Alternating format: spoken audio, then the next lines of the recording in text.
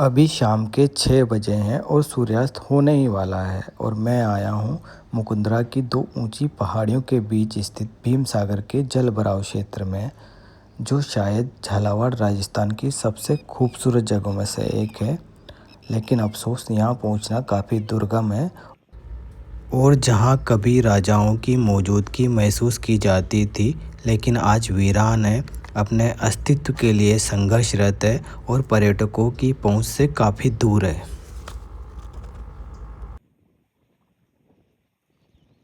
ये सबसे प्यारी जगह, एक ही फ्रेम में तीनों मंदिर। मैं जहाँ खड़ा हूँ वहाँ से आप यहाँ स्थित इन तीनों मंदिर समूहों को एक साथ एक फ्रेम में देख सकते हैं। इन मंदिरों के बारे में कोई ऐतिहासिक तथ्य मुझे नहीं मिला, लेकिन यहाँ प्रचलित स्थानीय लोक कथाओं में इन्हें चणिहारी पणिहारी के मंदिर कहा जाता है।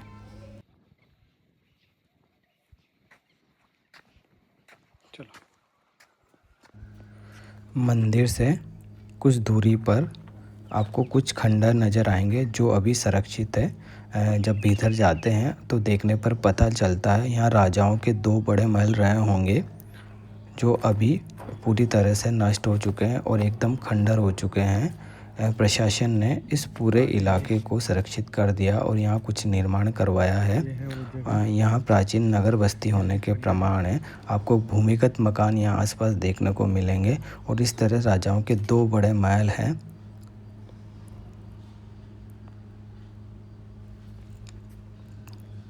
खंडर है पूरा। जैसे हमारी प्राचीन सभी सभ्यताएं नदियों के किनारे बसी और नष्ट हो गई, वैसे ही उजाड़ नदी के किनारे ये बड़े महल बनाए गए होंगे, लेकिन आज पूरी तरह से खंडर हो चुके हैं। राजाओं के रहने के लिए ये जगह है जो ऊंची पहाड़ी पर बनाई गई और इसके बगल में ही बहुत सारे मकान होने के प्रमाण हैं। ये पूरा एरिया उजाड़ नदी का जलभराव क्षेत्र है।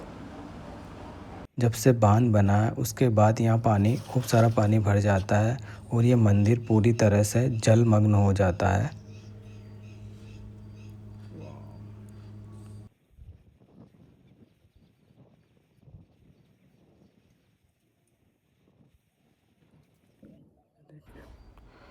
सोचो जब यहाँ राजा अपने महलों में रहते होंगे मंदिर है वहाँ पे। तो कितना सुकून भरा ये नज़ारा होगा। उन लोगों को कितनी प्रकृति की कृपा मिलती होगी, कितना सुकून भरा ये आवास उनके लिए होगा।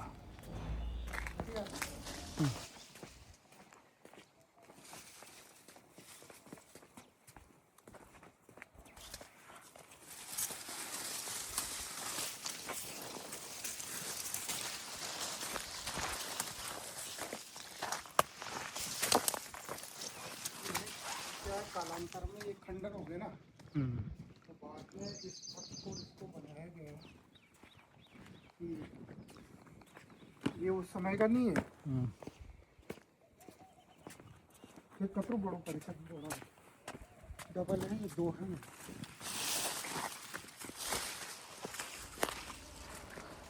ये बहुत बड़ी जगह है और दो बड़े महल होने के यहाँ प्रमाण है। और ये जो आप देख रहे हैं सब कुछ, ये बाद में बनाया गया है।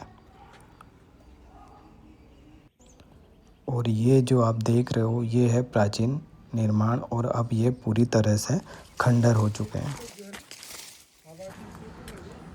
गागरोन यहाँ से पहाड़ी रास्ते के जरिए 15 से 20 किलोमीटर दूरी पर होगा। ये पूरा इलाका खींची राजपूत शासकों की शक्ति का केंद्र रहा है और इन निर्माणों को हम उन्हीं से संबंधित मान सकते हैं।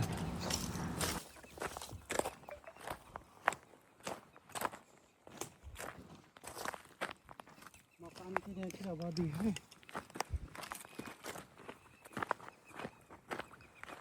ये जो है घर वर्क और ये चीज़ें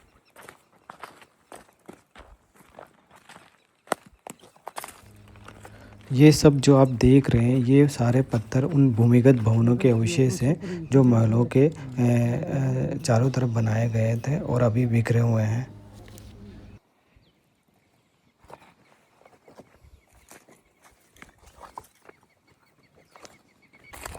पहले यहाँ मकान थे।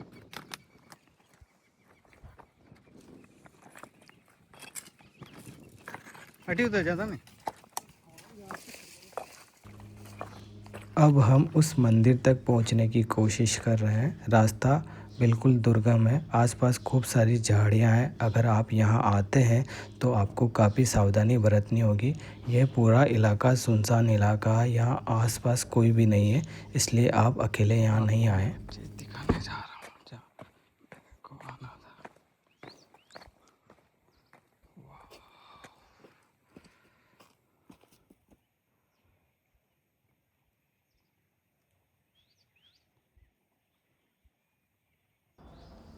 अब मैं बिल्कुल पहाड़ी से नीचे उतर चुका हूँ। जहाँ पर महल बने हुए थे वो थोड़ा ऊंचाई वाला इलाका था और बिल्कुल ये नदी का तट आ गया है। यहाँ पर पानी भर जाता है और ये जो मंदिर आप देख रहे हैं पूरा पानी के अंदर है। पहले शायद यहाँ इतना पानी नहीं भरता होगा, इस वजह से ये निर्माण किया गया होगा। बाद में जब डैम बना तो यहाँ पानी का भराव बना और पानी का भराव क्षेत्र है। तो ये पूरा इलाका भीम सागर रिजर्वर एरिया का है।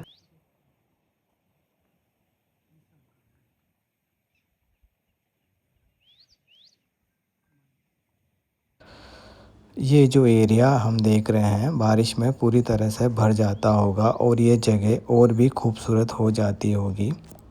वाकई में ये झालावाड़ की बेहद खूबसूरत जगह है और एक अच्छे संभावना है, खूब सारी संभावना लिए हुए है। एक अच्छे पर्यटन स्थल के रूप में इसको विकसित किया जा सकता है।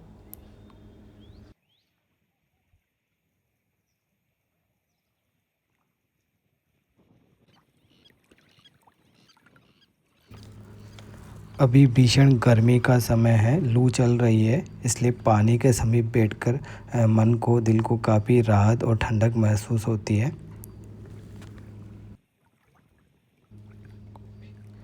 आपको भी पानी और ये जगह देखकर काफ़ी अच्छा महसूस हो रहा होगा। तो आप इस प्रकृति के सुकून भरे क्षण को, पल को अपने अंदर रचने बसने दो और इस पानी की ठंडक को अपने दिल तक पहुंचने दो।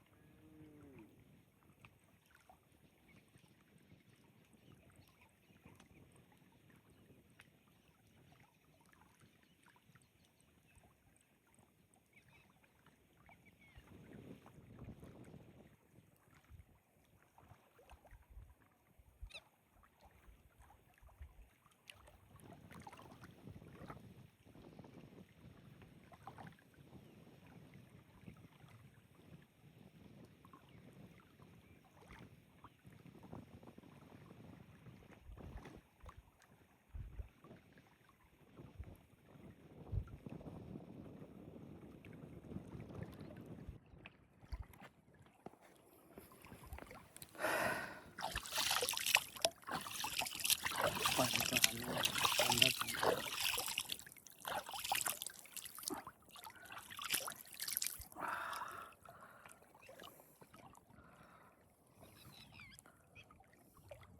पानी के करीब बैठ के इतनी गर्मी में ये पानी इतना ठंडा है कि मुंह धोकर मज़ा आ गया, आनंद आ गया।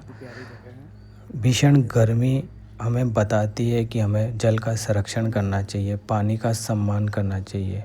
ये गर्मी के जो 9 दिन होते हैं, जब रोहिणी तपती है, जिसे स्थानीय भाषा में नौ तपा कहा जाता है, उस समय हमको जल का इम्पोर्टेंस समझ में आता है और इसी दौरान सारे जल संरक्षण के कार्यक्रम शुरू भी होते हैं। ये सब इसलिए होते हैं ताकि हम जल को संरक्षित करें। ये बहुत महत्वपूर्ण है हमारे लिए भी और प्रकृति के लिए भी।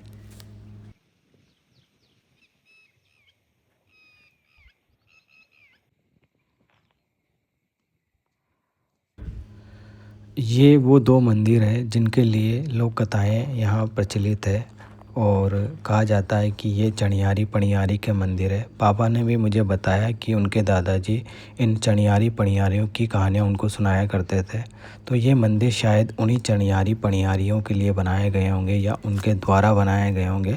ये सब किंवदंतियाँ हैं, लेकिन जो उजड़ी बस्ती हमने देखी है वहाँ की ग्रामीण महिलाएं इन घाटों पर पानी भरने आती होगी, यहाँ रुकती होगी। और ये इलाका जंगली इलाका है, यहाँ आसपास लकड़ी बीनती होगी, उपले बीनती होगी। इस वजह से उन चनिहारी पनिहारियों के लिए ही इन मंदिरों का नाम उनसे जोड़ा गया होगा।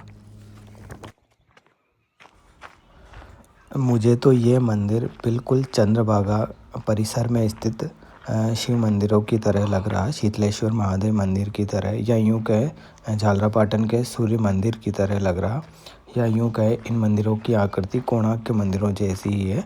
हमारे देश में मंदिर निर्माण की एक समृद्ध परंपरा रही है। गुप्त काल से ही हमने मंदिर बनाना शुरू किया है, और आरंभिक मंदिर इतने विशाल और डिटेलिंग वाले नहीं थे, लेकिन उसके बाद के मंदिर जो बने वो काफ़ी बड़े थे और डिटेलिंग वाले थे, ऊंचाई पर बनते थे, उनके गुंबद काफ़ी ऊंचे होते थे, और मंडप भी उनके बड़े होते थे, और विशाल गर्भगृह होते थे। ये भी कुछ ऐसा ही लग रहा है। चलो अंदर चल के देखते हैं ये किस तरह का मंदिर है। श्री राधे।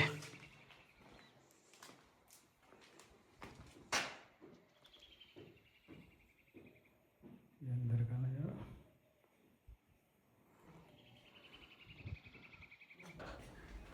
गर्भगृह के अंदर काफ़ी अंधेरा था और कुछ स्मेल सी आ रही थी।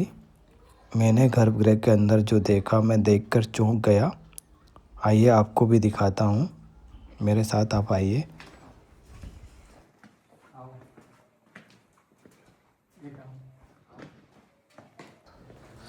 आइए मैं आपको इस मंदिर की सबसे सुंदर चीज़ दिखाता हूँ। मैंने उम्मीद नहीं की थी कि मुझे गर्भगृह में ऐसा कुछ देखने को मिलेगा। आप देखिए कितना प्राचीन है ये शिवलिंग, और ये पूरा गर्भगृह है। ये अंधेरा है अभी इस समय, क्योंकि मंदिर पूरा सूरजमुखी है और अभी शाम का समय है, इस वजह से अंधेरा है, और सूरज की पहली किरण इधर ही आती होगी। और ये पूरे प्राचीन जो अलंकरण है, नक्काशी की हुई है, और काफ़ी मजबूती से ये पूरा निर्माण बनाया हुआ है। और यहाँ से उस मंदिर का नज़ारा जो दूर पानी में खड़ा है।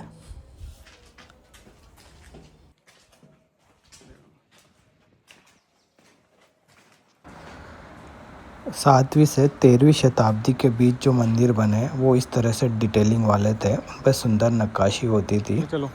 ये भी उसी समय का मंदिर लग रहा है, और ये जो समय रहा है प्रतिहार कालीन कह सकते हैं। उत्तर भारत में ज़्यादातर मंदिर नागर शैली में बने हुए हैं, और ये भी उसका एक उदाहरण है।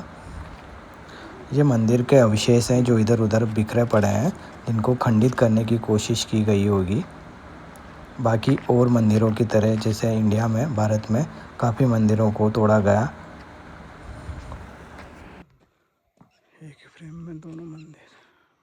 इस स्थान को तीनों मंदिरों के शिखर ऊंचे हैं, विशाल गुंबद वाले ये मंदिर हैं, और इन्हीं चट्टानी पत्थर को काट कर ये बनाए गए होंगे।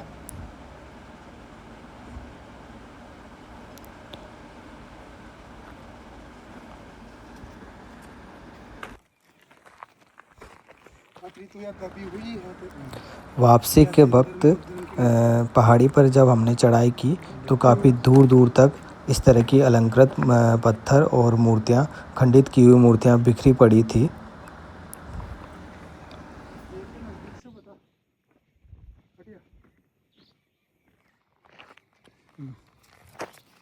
देखिए टुकड़ा जो है ना ये कम नहीं है, ये जो है ना ये देखिए गड़ा हुआ है। वाकई में झालावाड़ की ये जगह काफ़ी रहस्यमयी है, और इन विशाल मंदिरों, महलों, मूर्तियों, घाटों को बनाने के पीछे उन लोगों की गहरी समझदारी और ज्ञान रहा होगा।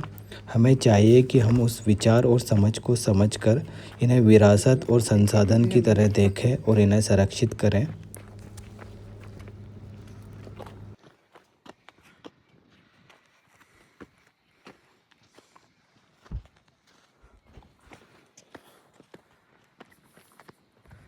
अब रास्ता, चढ़ाई का रास्ता काफ़ी मुश्किल। ये सारा इलाका, लगभग शाम हो गई।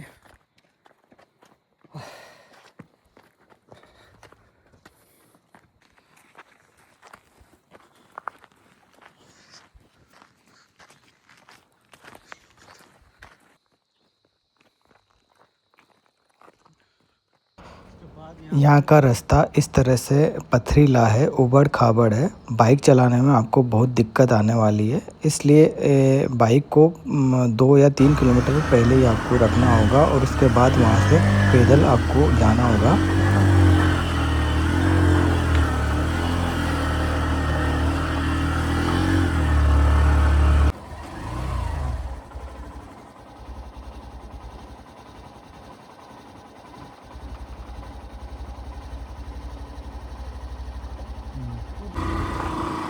रेडियो टाइप में है, वो भी जानवर हैं, स्पेशल जानवर। उम्मीद है आपको वीडियो पसंद आया होगा। आप कमेंट करके बताइएगा। राता देवी धाम असनावर से इस जगह की दूरी महज कुछ किलोमीटर है, लेकिन बहुत कम लोग यहाँ पहुँच पाते हैं। नेक्स्ट पार्ट में मैं आपको दिखाऊंगा यहाँ आप कैसे पहुँचे। आप वीडियो को लाइक शेयर कीजिएगा और चैनल को सब्सक्राइब कीजिएगा।